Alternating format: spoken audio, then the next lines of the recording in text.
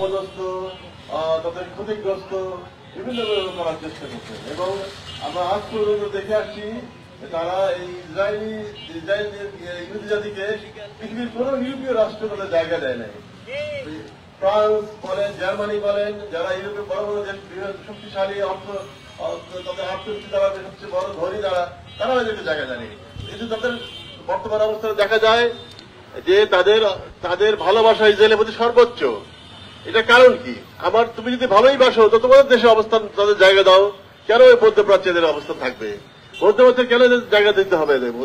উদ্দেশ্য হলো এই মধ্যপ্রাচ্যে এই খারাপ জাতি, ইসরায়েলি জাতিকে, ইহুদি জাতিকে অবস্থান রেখে মধ্যপ্রাচ্যকে একটা অরাজকতা তৈরি করা, তাদের যে অর্থ, তাদের সম্পদ, তেল, খনিজ সম্পদকে লুটে দেওয়ার দল হিসাবে, প্রতিনিধি হিসাবে ইসরায়েলকে রাখা হয়েছে।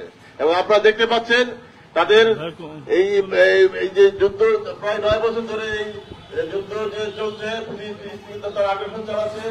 কতবার তাদেরকে যুদ্ধবিরতি প্রস্তাব দেওয়া হয়েছে, যুদ্ধবিরতি হয়েছে, এবং যুদ্ধবিরতি কার্যকর হওয়ার পরেও অন্তত 4 থেকে 5 বার তারা এই যুদ্ধবিরতি শর্ত ভঙ্গ করে বারবার ফিলিস্তিন থেকে আক্রমণ করতে গাজায় হত্যাযজ্ঞ চালাইছে।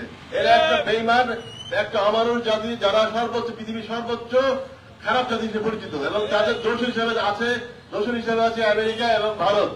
দেখেন ভারতকেও আমরা এই আগ্রাসনের পথ একটা বিরোধী খারাপ একটা মুসলমান বিরোধী, আগ্রাসন বিরোধী একটা দল হিসেবে চিহ্নিত করি। কারণ আমরা লক্ষ্য করেছি এই একমাত্র এশিয়ার মধ্যে ইসরায়েলের সমরাস্ত্র কারখানা ভারতে বিদ্যমান, এবং ভারত এমন একটা দেশ যে দেশে মুসলমান আগ্রাসন, মুসলমানদের অত্যাচার, তাদেরকে বিভিন্নভাবে মসজিদ ধ্বংস, তাদের বিভিন্ন বাড়িঘর ধ্বংস তারা করে চলেছে।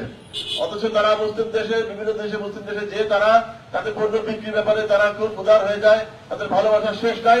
অথচ তাদের দেশে তারা সর্বোচ্চ খারাপ ব্যবহার, দুর্ব্যবহার এবং সর্বোচ্চ আগ্রাসী মনোভাব পোষণ করছে। আমি আমার বক্তব্য সংক্ষিপ্ত করবো, বেশি বড় করবো না। আমার কথা হচ্ছে, মুসলমান, আমরা এই দেশের নাগরিক এবং সব মুসলমান উম্মার আমরা পক্ষে এবং গাজাবাসীর পক্ষে। আমরা এই গাজাবাসী, সমস্ত ফিলিস্তিনবাসী এবং সমস্ত মধ্যপ্রাচ্য যারা এই দেশে আরব জাতি আছেন, মুসলিম জাতি আছেন, তারা যেন নিরাপদে থাকে এই আমেরিকা এবং ভারতীয় ইসরায়েলের চক্রান্ত থেকে তারা মুক্ত থাকে, এবং তারা যেন কোনো আগ্রাসী মনোভাবের দেশে আগ্রাসী মনোভাব থেকে যেন তারা কোনোভাবে মানে বিব্রত না হয় এবং তাদের দেশে এবং তাদের সর্বত্র অটুট থাকে, সেই চেষ্টার জন্য আমরা আমাদের পাসপোর্টে যেটা আগে ফ্যাসিস্ট সরকার, হাসিনা সরকার, যেটা পাসপোর্ট থেকে ইসরায়েলের অবস্থান উঠিয়ে দিয়ে বলা হয়েছিল, আগে বলা ছিল, লেখা ছিল স্পষ্ট করে, সব কান্ট্রিতে ভ্রমণ করতে পারবো এক্সেপ্ট ইসরায়েল, যেটা উঠিয়ে দেওয়া হয়েছে আমাদের মিথ্যা আশ্বাস দিয়ে, মিথ্যা প্রলোভন দিয়ে জনগণকে আমাদের প্রতিবাদ করার সুযোগ না দিয়ে বাধ্য করা হয়েছে আমাদের এই পাসপোর্ট থেকে উঠিয়ে দিয়ে ইসরায়েলকে। অথচ এই ইসরায়েলের উঠিয়ে দিয়ে আমাদেরকে বোকা বানিয়ে সেই একই অবস্থান রয়েছে। বরং আমাদের অবস্থান পাসপোর্টের বিবেচনায় পূর্ববর্তী বক্তা ভাইজন বলে গেলেন, আমাদের অবস্থা আরো পিছিয়ে গেছে। তো আমরা ইনশাআল্লাহ এই নিরপেক্ষ এন্ট্রিয়াম গভর্নমেন্ট ডক্টর ইউনূস স্যারকে আমরা বলবো, আপনি কোন রাজনীতি দলের প্রতিনিধিত্ব করছেন না। আমরা সারা বাংলাদেশের মেহনতি মানুষ, সাধারণ মানুষের পক্ষে আপনি এই পক্ষের শক্তি, আপনি পক্ষের সরকার, আমরা চাই আপনি দীর্ঘজীবী হোক এবং সমস্ত রাজনীতি দলের ঊর্ধ্বে থেকে এই জাতিকে, এই বাংলাদেশ জাতিকে সে সঠিকভাবে দিক নির্দেশনা দিয়ে আমাদের পথ চলান। এবং আমরা চাই আপনারা সমস্ত স্বৈরাচারের বিচার এবং স্বৈরাচারের দোষ আছে তাদের বিচার সহ সর্বোচ্চ আইনি ব্যবস্থা গ্রহণ করে বাংলাদেশ জাতিকে তদন্ত মুক্ত করেন।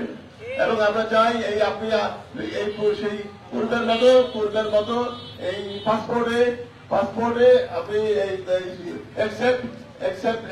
ইসরায়েলকে পুনঃস্থাপন করেন এবং বাঙালি মুসলমান জাতিকে, সমস্ত জাতিকে আমাদেরকে কলঙ্কমুক্ত করেন।